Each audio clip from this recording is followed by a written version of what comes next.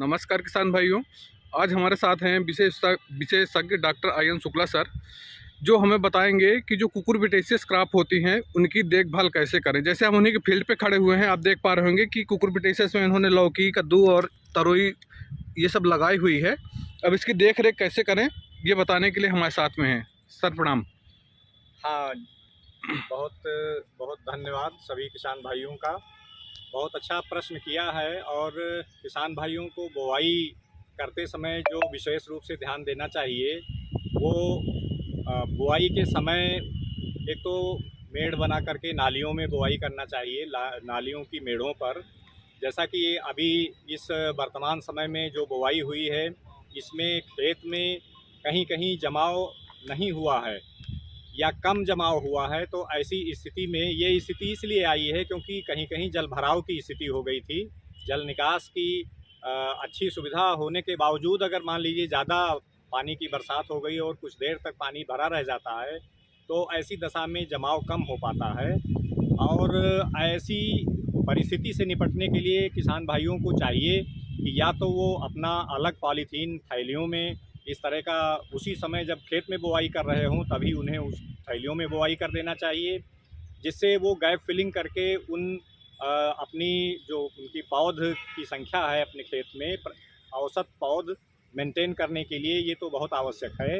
अथवा खेत में ही उनको चाहिए कि जिन बीजों की, जिस वैरायटी की, जिस प्रजाति की, जैसे कल्याणपुर लंबी हरी प्रजाति जो चंद्रशेखर आज़ाद कृषि विश्वविद्यालय द्वारा विकसित की गई है, तो ऐसी इस प्रजाति की बुआई के लिए जहाँ पर जमाव नहीं हुआ है उन मेढ़ों में वहाँ पर बुआई कर देना चाहिए।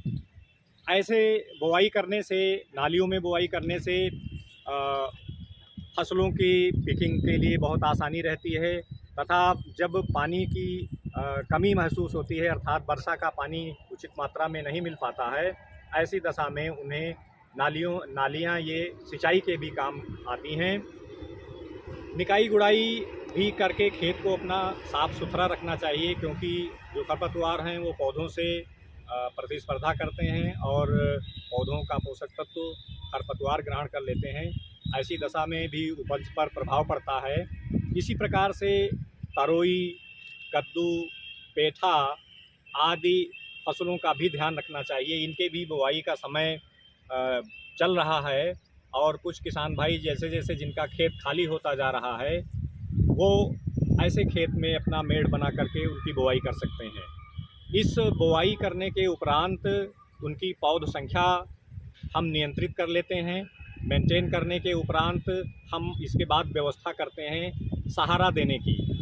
अगर हम पौधों को ज़मीन में फैलने के बजाय अगर उन्हें सहारा दे करके हम पौधों को चाहे बावर सिस्टम से हो, चाहे उनके नालियों की मेढ़ों पर ही हम लकड़ी की या बम्बू स्टिक्स गाड़ करके कुछ इस तरह का अगर सहारा उनका बना देते हैं, मेंटेन कर लेते हैं, तो उनकी लताएं ज़मीन पर फैलने के बजाय अगर वो किसी सपोर्ट सिस्टम पर फैलती हैं तो इससे जो फल फूल बनते हैं उनकी क्वालिटी अच्छी होती है, उनकी फलस अच्छी होती है, फल सीधे सुंदर तथा सुडौल होते हैं।